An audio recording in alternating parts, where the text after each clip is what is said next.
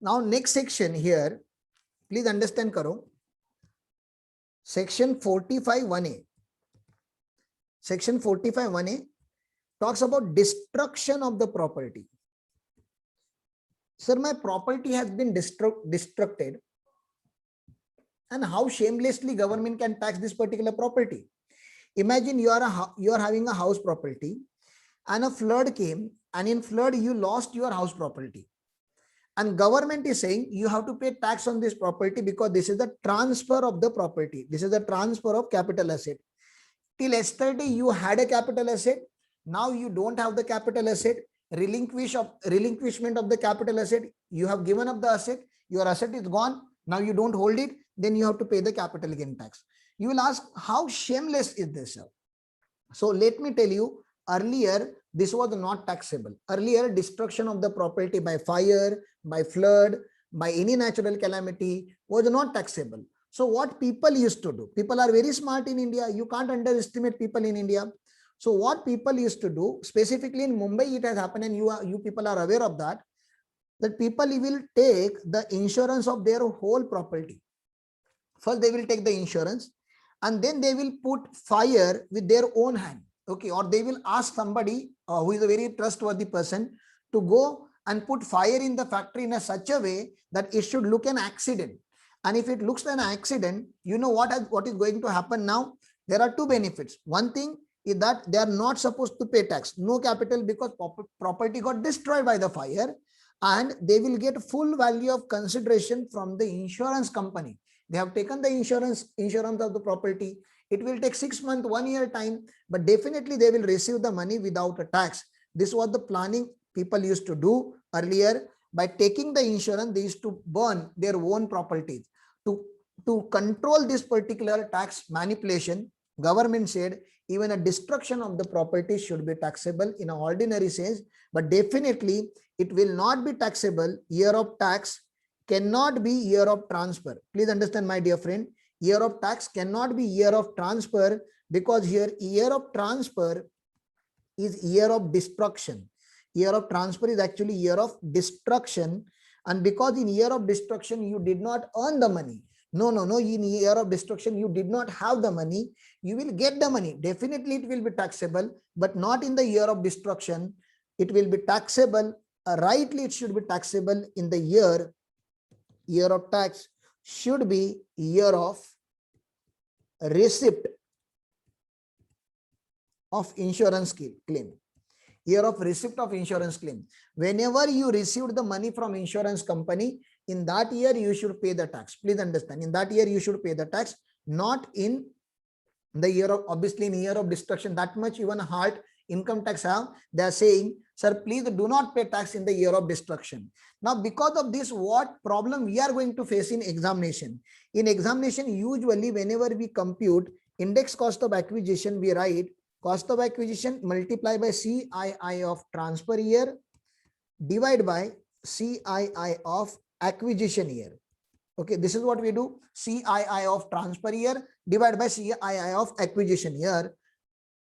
Now, when you do this, please mark important, transfer year, not taxable year. Your capital gain may become taxable in year 21-22 of a property which was destroyed in 14-15. If a property was destroyed in 14-15, here the indexation should be restricted till the year 14-15, and 301 should not be indexation. Please understand. Usually we take 301 as the indexation of transfer year, but in case of CCDS, conversion, compulsory acquisition, destruction, and specified agreement, in these 4 cases, the indexation will stop at any preceding year when property was transferred. Okay, it should not be 301 usually. Look at my example here. Mr. Tom has lost his property during 1920. So 1920 is equal to year of transfer. 1920 is year of transfer. Okay. In Kerala flood, this property was insured, and insurance company gave him the compensation in financial year 2021, that is 100 lakh. Thankfully, the property was insured. Mr. Tom had purchased this property in year 2005-06 for 12 lakh. This is cost of acquisition. and had incurred the development expenditure of 8 lakh in the year 13-14. Compute the capital gain, and they have given the indexation of all the years. Now, please understand what mistakes students usually make in exam when the destruction type of property comes. So destruction, this is an example of destruction. So you should write CCDS. That will give you alertness that yes, this is one of the tricky question.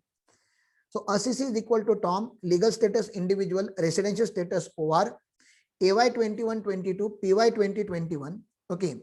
The computation of capital gain for AY 21-22 is equal to, sir, full value of consideration 100 lakh. Full value of consideration is the insurance claim. Okay. Insurance claim is the full value of consideration minus transfer expenses was not given in the exam. So net consideration is 100 lakh. Now I have to subtract index cost of acquisition and index cost of improvement. This is the risky area. Okay. This is the risky area. Therefore, these two numbers you need to keep in mind. This is the risky area. Okay. Sir, usually when we compute index cost of acquisition, the formula is COA into CII of transfer year divided by CII of acquisition year. My property was transferred in 1920 and not in 2021. Though we are paying tax in 2021 because money was received in 2021, we have to restrict our indexation benefit in the year 2019-2020. Please understand, this is not 301. Okay. So mark this very, very important. Here you should not write by mistake 301. You should write the indexation of year of transfer. Same thing with cost of improvement also. We have to do the CII of transfer year divided by CII of improvement year. On cost of improvement, you will get improvement cost, and then it will give you long-term capital gain. Obviously, if you reinvest this long-term capital gain in some bonds and all, you will get an exemption. If you purchase the new property, you will get an exemption. So I hope I made my point clear so far as the destruction of capital asset is concerned. Still, if you are having a doubt, please ask. Yeah, I got a doubt. Year of destruction should be the year of transfer. Yes. Year of transfer will be the, whenever property is transferred, that is year of transfer. No, when you receive money, that will be the different year.